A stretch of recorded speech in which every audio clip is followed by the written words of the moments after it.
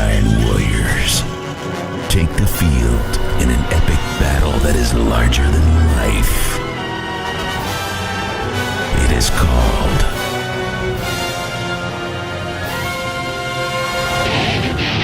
Texas High School Football. Only one show can bring the greatest sport from the greatest state into focus. Lone Star Gridiron. All right, everybody, welcome to the Lone Star Gridiron 2A show. I'm Chris Daly, and I'm joined by Travis McClain. Travis, if you could tell people what you do for a living. I am the head football coach and athletic director at Rivercrest High School. Nice. So you've got a little insight into 2A is what I'm hoping. A little bit. I have fast-tracked my education since I got here. Yeah, I think looking at 2A, I think that week one offers some interesting matchups, and I think it presents a great opportunity for everybody to refamiliarize themselves with some of those same faces that they saw last year. But I'm open to anything. I know there's a lot of football for us to discuss, so I'm wide open. Yeah, I want to jump into some of those games. The one that you may notice the shirt I'm wearing. I'll get closer so you can see it. Yeah, there you go. Coach Herring always gives me stuff when I go to visit him. So, absolutely. Yeah, and As I tell should. you, yeah, and he's literally 20 miles down the road. So I love going down there and seeing what they've got going on. You know, last year they had a super young team, a lot of freshmen, a lot of sophomores, and they nearly went all the way. So this year they're a little bit older, but week one is going to be a tough game for Refugio because they're going up against Hitchcock, a highly ranked 3A team that destroyed them last year opening week. And so it's not going to get any easier. Absolutely. But I think I think one of the things that you can always count on with Coach Herring is that, he's never going to back down from a challenge. I think that their non-district schedule has shown that. And, when you return 17 starters, like you were talking about being a younger team, they didn't those 17 starters aren't guys that played 10 games, right? They're 17 returning starters that have a season and a half essentially under their belt. So these guys are that much closer. They're 6 weeks into the season from really playing like juniors. And I think that that's something that's got to be accounted for. Coach Browse used to talk about this at Baylor. The reason going to a bowl game was so valuable was the experience it got your young guys. That extra 4, 6, 8 weeks of practice is invaluable. Those aren't things that you can ever substitute or try and recreate in spring ball or anything of that nature. And that's what a deep playoff run does. And that's why you see a lot of times the good programs are not the flashes in the pan. They're the ones that stack those on top of each other because the coaching staff knows how to properly utilize those extra 6 weeks. Yeah, definitely. And Jason Herring has a long history. Like I said, I was talking with him this week, and he said the key here that I took away from our meeting was he has the best offensive line he said he's had since 2019, and they won the state championship with that line. And that you don't get at the 2A level, a big offensive line.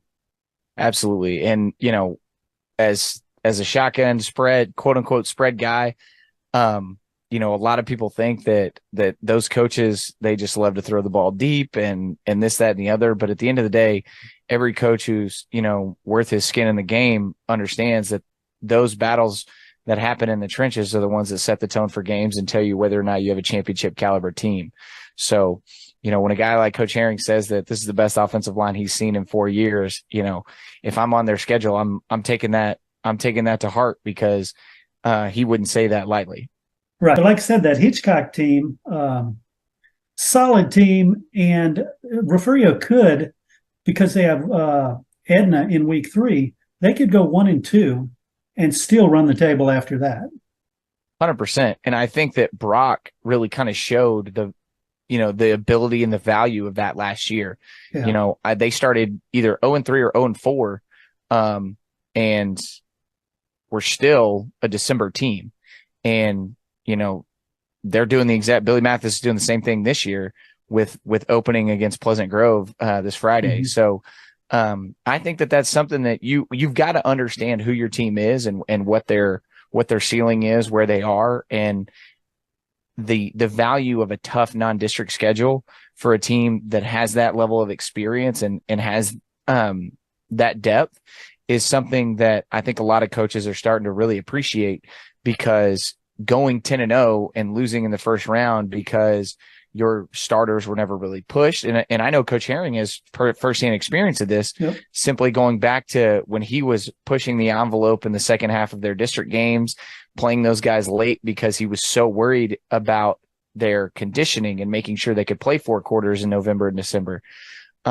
And I think that becomes less of an issue when you really challenge yourself with a non-district schedule, if your team has the makeup to handle that and to gain the proper experience from it. If you come out and you're starting 9-10 freshmen and you're trying to do this, the mental capacity of a young kid like that, you've got to be careful that you don't push them with the absolute gauntlet of a non-district schedule to where they break mentally.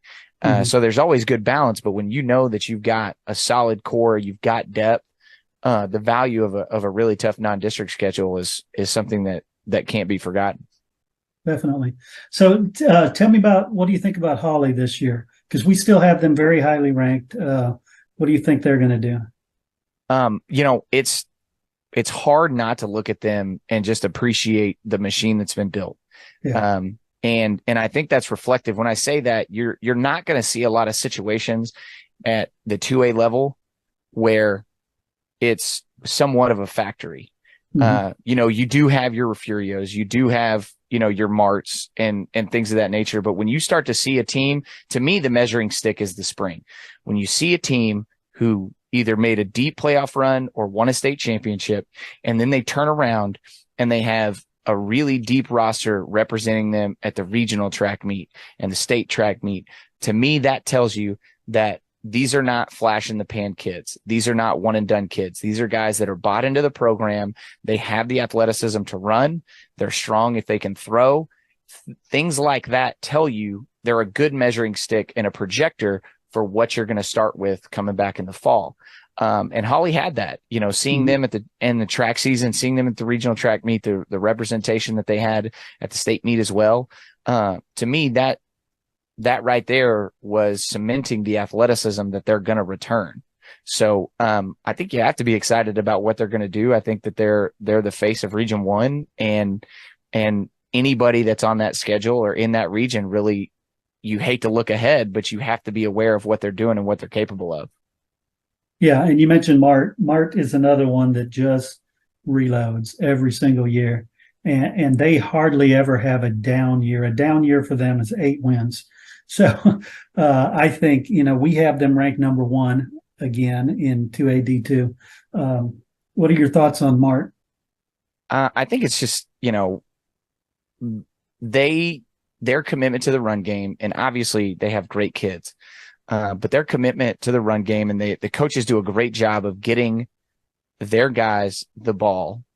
And, a lot of times they were able to line up in years past, and there didn't have to be a lot of creativity because they were so committed to the system. But they've also proven the diversity, to find unique ways to get those guys in space and to get them the rock. And I think that's the key, especially when you look at the small school level. Who are your guys? How are you getting them touches, and what are you doing to manipulate those matchups? Yeah, definitely. Speaking of matchups, a D1 matchup, we have our number 3 Timpson hosting number 6 Beckville. That's going to be, anytime you get 2 top 10s in week 1. Now, I've always said week 1 doesn't count for anything, not just because it's non-district, but that's when the coaches learn a lot about their teams. So if one of these teams, blows out the other, I'm not going to say that means anything. Absolutely. And, talking about a game like that, it is a top 10 matchup, but the rarity to get a 2A matchup where there's this much Power 5 Division I talent on the field. It's going to be exciting just from that aspect. Now, there are some rumors out there about Terry Bussey and some things that he's kind of dealing with. And I know the coaches, they're more concerned about that district run, that playoff run for sure. But there's still other talent around them to where the matchup with Beckville is going to be an exciting one. I would expect to see quite a few points. And like you said, week 1, you've got to be careful the opinions and the judgments you take of that, because every good coach that I've ever talked to said the biggest improvement of a team comes from week 1 to week 2. So we have to be careful that we don't overreact to any of the results that come from week 1. We've got to make sure that, once you get into week 2 and you see the difference, especially on tape, because the eye in the sky don't lie, you're going to have a better understanding of who that team is and what their ceiling is between week 1 and week 2. But this does present a really fun and exciting matchup for fans. Yeah, definitely. And then another good matchup. Again, this is, you saw Refugio's doing this, playing a 3A team to start the thing. Their district foe, Shiner, is doing the same thing. Shiner is traveling to Hallettsville, an improved Hallettsville team, but again, they're 3A. So, and I don't know, what are your thoughts on Shiner? I'm not sold on them being as good as they were last year. I think this will be a great opportunity for the staff, the community, and the players to make a name for themselves. Yeah. I think Shiner has had they've had their bell cows who they've ridden with good reason.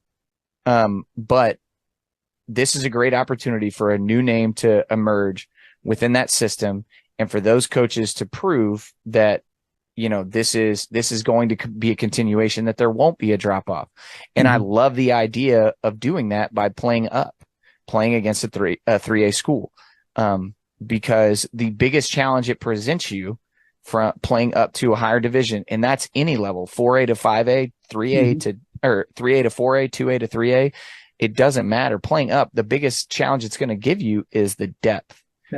Can your kids handle the fact that bigger school has a little bit of a revolving door, that third corner, that's not as big of a drop off as a district opponent, that second running back can still go make a play, 15 yards downfield, and he's got some wiggle. It challenges kids from that aspect. And I think it's a great thing to go for a group that's going to be looking for its new bell cow. It's a great opportunity for them to test that out and see what cream rises to the top against a bigger school. Definitely. I agree. Another big game that I have is number 9 Falls City against Three Rivers, which we have ranked number 16, but I think they need to go up in the rankings, because everything I keep hearing about them is they're going to be a much better team this year. Yeah, and I think that, for me personally, I think that once you get outside, especially smaller schools, once you get outside the top 10, there's a little bit of understanding with a lot of unknowns. And I think that's where, especially at the 2 and 3A level, that's where we're going to see a lot of those big jumps. You're going to see schools that are potentially ranked in the 30s or 40s, and 3 weeks into the season, they find themselves in the top 15. And I think that's a great thing, because it's really hard to fully grasp, like you were saying earlier, who a team's going to be before they play a game, especially if the coaches are really, we got to, this class, this sophomore, this freshman class, we have a lot of really young talent. And not saying that's the case, but if it's unproven talent, you can't fault the media for being a little hesitant to throw them up there. But it does create great bulletin board material. So they've got a path laid out in front of them to take the next couple of weeks and go prove their worth and really climb those rankings. Definitely. Well, speaking of rankings, let me ask you this, just your philosophy on this, because some of my friends and I disagree. If a team doesn't lose, can they go down in the rankings? Yes, 100%. I agree 100% too. I had the argument, they haven't lost. I'm like, sorry, if they just barely beat a team they should have destroyed, they can go down. Well, and I think that especially early on in the season, I think the bigger part of that is it's not necessarily what you did, but Right. If 3 or 4 teams below you handle stronger opponents than they were originally projected to, if they go out, win in a dominant fashion, well, I can't stalemate their Right. ranking or potential simply based off of a mistake that I made the previous week. And so I think that's a lot of it. And now once you get into week 6, 7, 8, I think that's a whole nother ball game. You have an idea of who these teams are. District opponents are district opponents. So you might see a number 8 school win a district game against an unranked opponent by 7. Right. And then you peel back the layers and you see that these two head coaches have been playing against each other for 15 years. So they know those or it's a rivalry game, it's a rivalry, which throws a you throw wrench out into the the records. system. Yeah. Exactly. And so I definitely think that you can go down in the rankings, even though you win. And, in hindsight, what kids and coaches and everybody has to keep in mind is that these rankings are for us. Exactly. It's to give us something to talk about from Monday to Thursday before we go to a game on Friday, and to not buy too much into it. Don't read so many of your press clippings and don't believe too much of your hype, because ultimately you got to go out and continue to prepare for that next opponent. And any time spent thinking about those things could ultimately just be a distraction. Right on. Any other games stand out for you? One game I am really excited to follow. Unfortunately, I won't be watching it, but the Division 2A, Division 2, and 2A Division 1 matchup of Collinsville and Tioga. Yeah. Collinsville, I've seen ranked as high as 6 in 2A Division 2, and Tioga with Zach Birdwell at the helm. The biggest thing there is, like we just talked about, it's a rivalry game. Mm-hmm. So how is Tioga's program under new leadership going to react in that environment? I think that it could go a multitude of ways, and I'm just excited to see how that program responds to new leadership, because I know Coach Rogers, great coach, coming from a 5A school to really build up that Tioga program, leaving to go to Sanger. But I'm pretty familiar with what his philosophy was and his approach. And I think Zach is a slightly different thinker. He's a different offensive mind. And I think that he's done a great job of building that staff with some high energy guys. They're going to make a couple of conceptual changes on the defensive side as well. And, I think it's going to be a great game. And it's going to be a great measuring stick for Zach early on. It's going to be a great measuring stick for Collinsville because the expectations are high. They have a ton of athletes. They also were well represented at the regional track meet. And like I said, to me, that's a great measuring stick for the overall athleticism of your program. And so that's one that I'll have starred and I'll be checking on for sure. Nice. And I guess, what about your team? What do you got going this week? So we play Queen City, which is a 3A Division 2, Friday night at home. And, I think that they're a little bit new look from the personnel that they had last year. And, I would definitely say that we're a completely new look. So it's going to be a great game for us. We are one of those younger teams with, guys that got a lot of experience last year, but maybe not necessarily a lot of starting experience.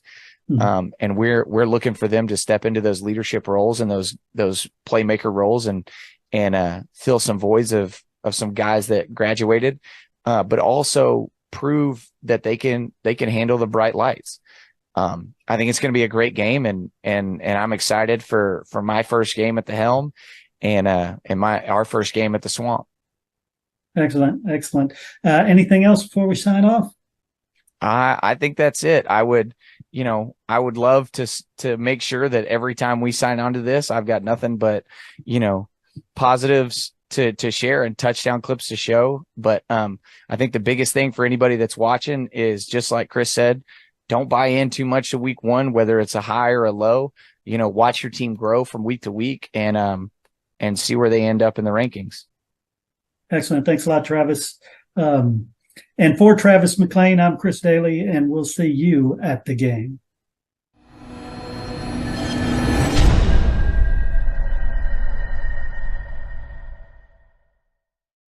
LoneStarGridiron.com. Access the complete history of Texas high school football, over 100 years of information, win-loss records, coaching histories, individual stats, records, and more. Lone Star Gridiron, the authority